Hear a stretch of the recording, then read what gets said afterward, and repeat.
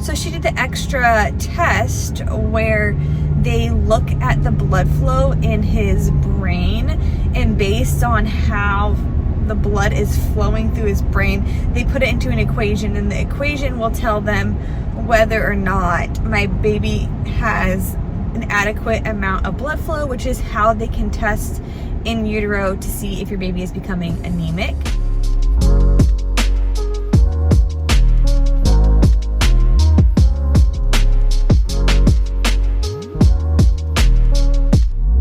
Good morning and welcome back to my channel. Today I want to do a little day in my life vlog style video for all of you. I am finishing up and getting ready before I go and work on breakfast and get the boys up because I have a doctor's appointment this morning. It's kind of like a weird time frame that I have to like get them up that they would normally be doing like slow things. We kind of like have slow mornings because my boys are not the best at morning kids. So we'll see how it goes with them, but I do have an appointment with the high risk OB today to have an ultrasound done. Hopefully you guys can see the ultrasound, but I need to finish getting ready before I go and wake the boys up. And I want to curl my hair. This is not my natural hair. This is my hair straightened because my natural hair is like curly or kinky. I don't know what you want to call it. I have like very, what's the word I'm looking for? Like, I don't know. I used to have curly hair, and then as I go older, my curls kind of like stop being curly, but like my hair still wants to kind of be curly. So like at my roots and stuff, my hair is still like really kinky and curly, but my ends are like straight for the most part. And it could just be that I just don't know what I'm doing because I'm like the only one in my family that has curly hair. Nobody else in my family has curly hair. So that could just be my issue. Yeah. But my hair holds curl super well. So I'm gonna curl my hair really fast before I go and wake up the boys.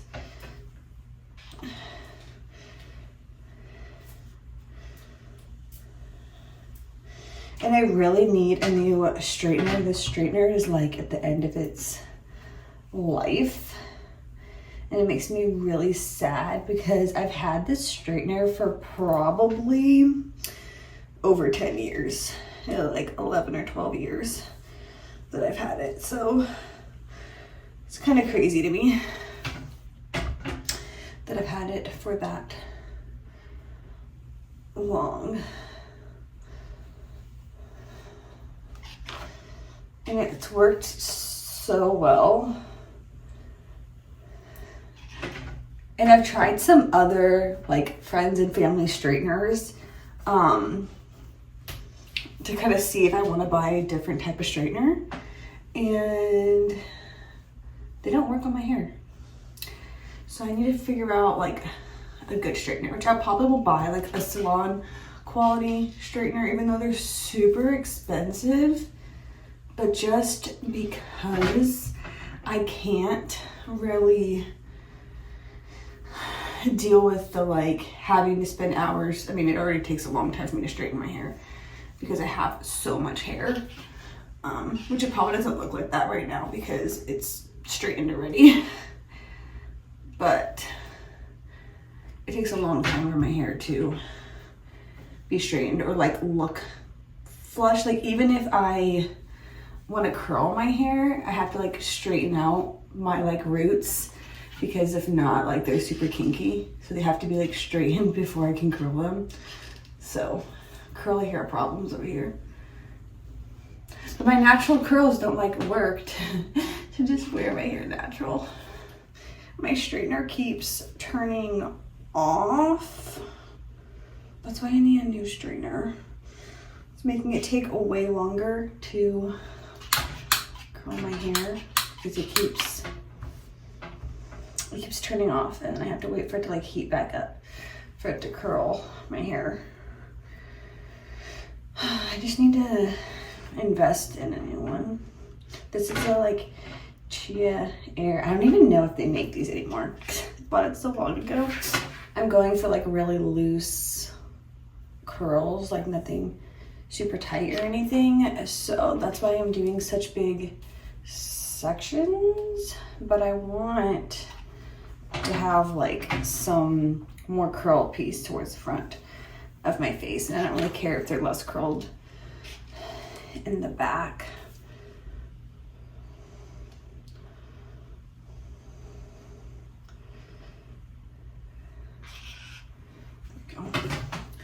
But I'm really happy that my hair is starting to actually be long again. So I can actually curl my hair nicely. Let me just finish this side. Which, like, this is like most people's like ponytails right here. Like their hair tied up in a ponytail. This is like most people's hair, and this is like a tiny section of my hair, but it's like, this is most people's ponytails. Which is crazy to me. I have so much hair, which I will say, I used to have more hair than this. And as I've gotten older and had pregnancies, I have started to lose hair.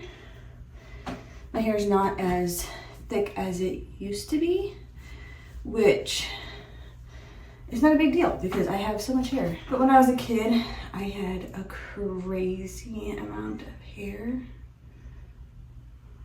which I guess it's just part of life. I remember I used to go to hairstylists and they would tell me, like, I've never seen somebody with so much hair as you. Like, you're so lucky you have so much hair. I'm like, yeah, I'm so lucky I have so much hair. But I guess now that I'm older, I'm like, yeah, I guess so, because our hair thins, right? As we get older, hormonal changes, stuff like that. So I guess it's better to have too much hair. I can afford to lose some compared to somebody who has really thin hair, which is kind of funny because my mom has thin hair, like very, very thin hair, and she's always had really thin hair.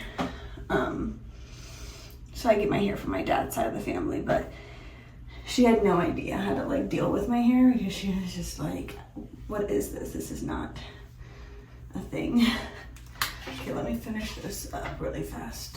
I think my kids are starting to wake up and getting like motion from their bedroom, so I might be waking them up and taking them downstairs before I make breakfast. I make breakfast afterwards, which is fine because then they have a little bit more time to actually like wake up and process everything before we have to leave, because I have to drop them off at a daycare like thing for me to go to my doctor's appointment because my husband is not here to watch them, which normally he watches them because I don't really like the idea of my kids going to daycare, but they love this place. They never want to leave whenever I take them, so I guess that it's okay. My kids are very social, as much as like they aren't ever in like a daycare setting or anything. They're like just with me, and we obviously go out and like do stuff with other kids and everything, but as much as like they're not in any kind of school or daycare or whatever, they are like super social kids.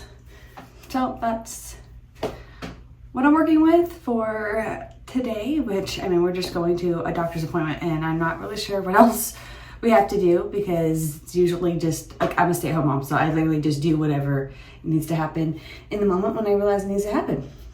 But let's go wake up the boys, which I think they're already awake, but I need to get them dressed. We need to go downstairs so we can make sure we eat some breakfast before we have to leave the house. Let's go downstairs and make some breakfast. You ready for breakfast? No. It's toilet.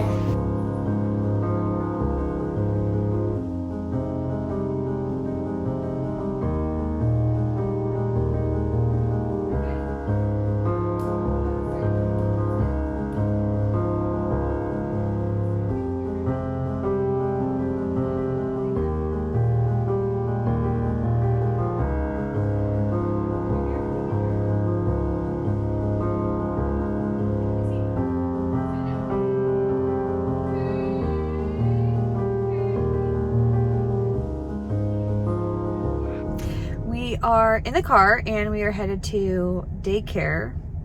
It's not really like a daycare. It's kind of hard to explain. It's like a service that's available for like military families kind of thing. But are you excited to go daycare? Yes! Yeah. No! You're excited too, Colton? Yeah. They like daycare, so I can't complain. They'll be fine while I'm at my appointment for like, it's gonna probably be like 2 hours, just because my appointment is not close to where we live. I have to like drive away from that to like get to it. So that's the only bad thing, but I will catch back up with you guys.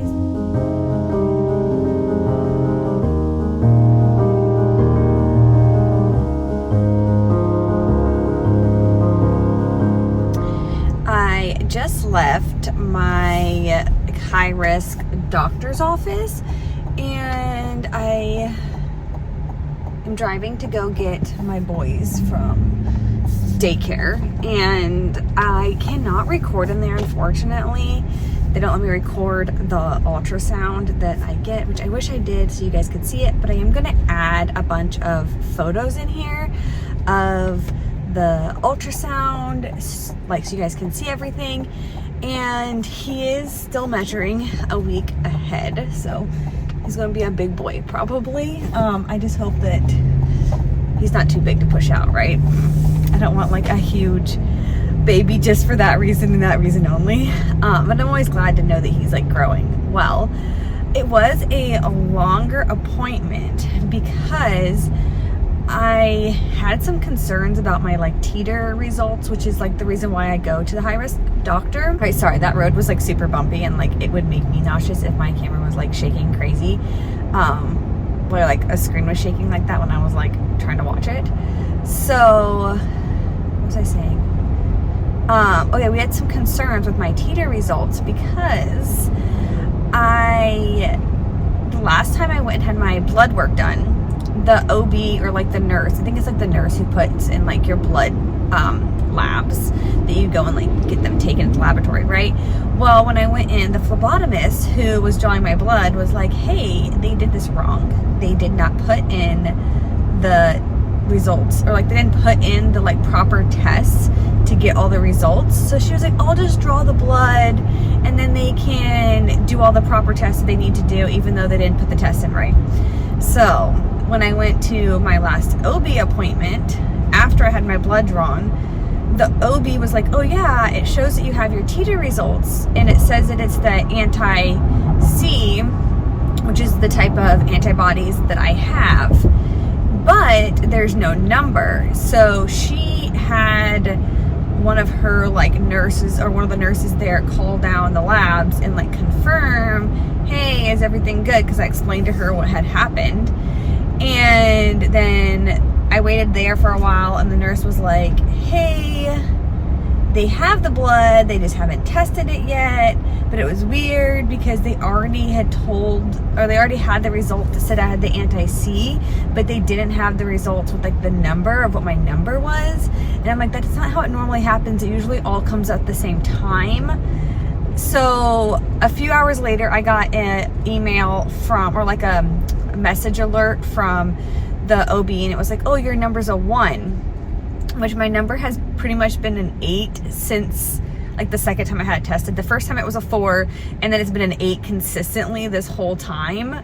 And from my understanding is teeters tend to go up towards the end of pregnancy, not go down. So I thought it was weird that they were just like, oh, now it's a 1, even though like the test results, it just kind of seemed shady to me. Like it was just weird how they didn't even have a number. And then when the nurse from the OB's office called and was like, hey, what's going on? Then all of a sudden, a few hours later is when I got the message. I don't know how soon the result populated for them because I wasn't like constantly checking the result.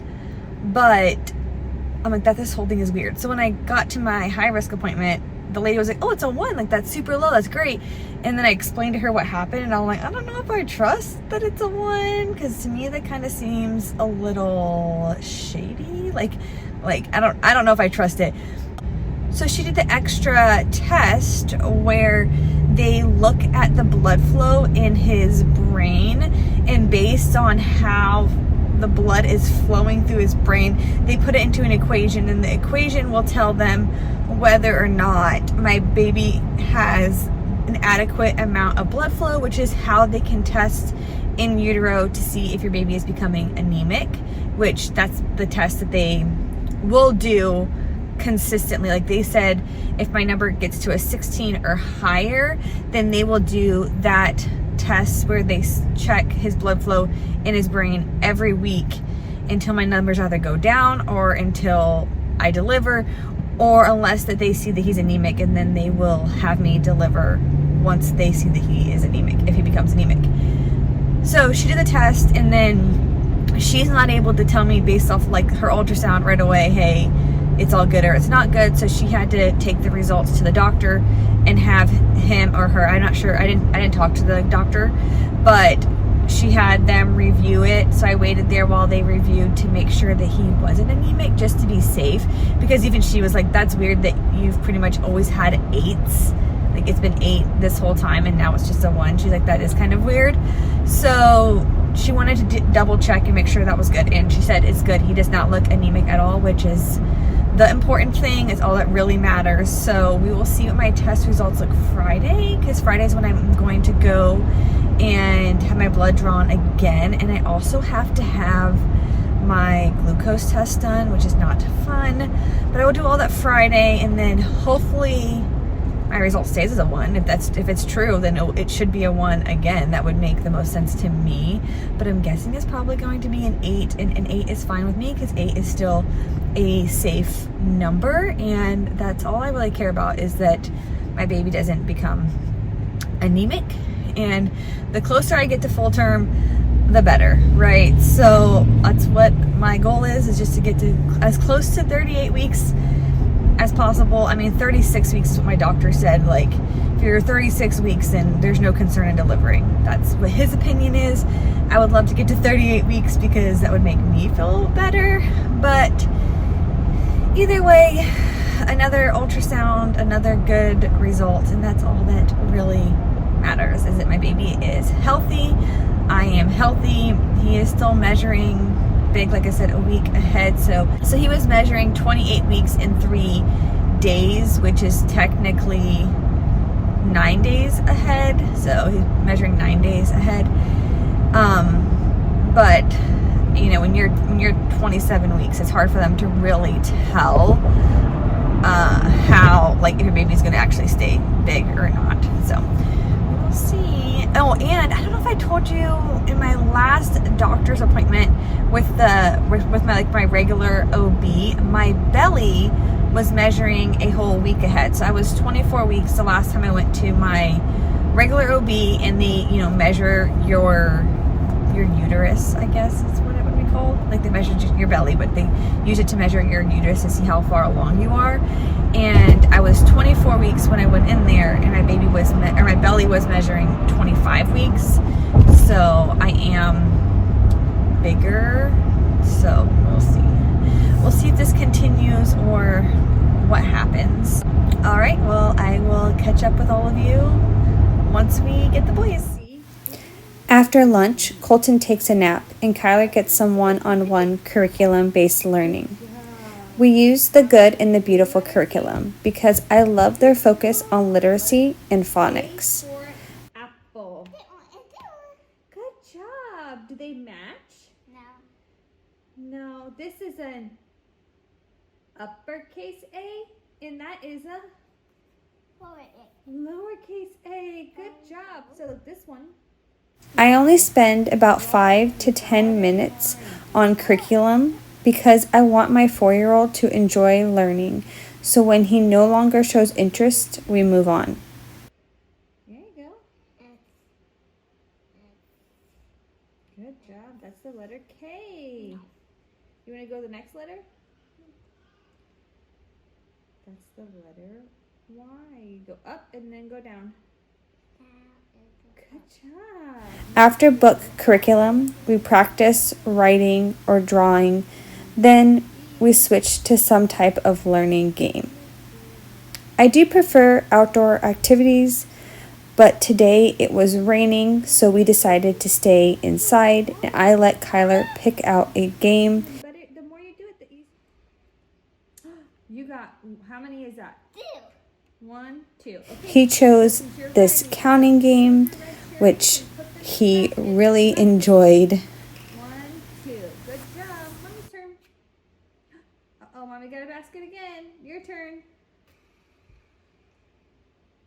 You got, how many is that? 3. 3. Okay, take 3 of yours out. You can do it one at a time, buddy. You got 3. Good job. Now Mommy's turn. I worked in childcare for many years, and if there is one thing that those years of working with kids has taught me, is that every kid learns differently, and the best thing you can do to help your child or any kid in your care learn is to focus on doing what they enjoy and making sure that they are learning in ways that are fun for them. What number is that? Okay, so get 1 of yours out. Good job. Ready? Mommy got, is that 1 or is it the bird? 1. 1? Okay, Mommy can get 1 out of mine. Okay, your turn. How many is that for you? 2. 2. Okay, do it too. I don't do my right then. Good job. You only have 2 left. That's right. Uh-oh, Mommy got the dog. Oh, no. I have to put 1 back. The dog, he makes me put 1 back. Your turn. How many is that? 3. Okay, can you put 3 in there? I don't do. That means you won. Put the 2 in there. Yay! You won.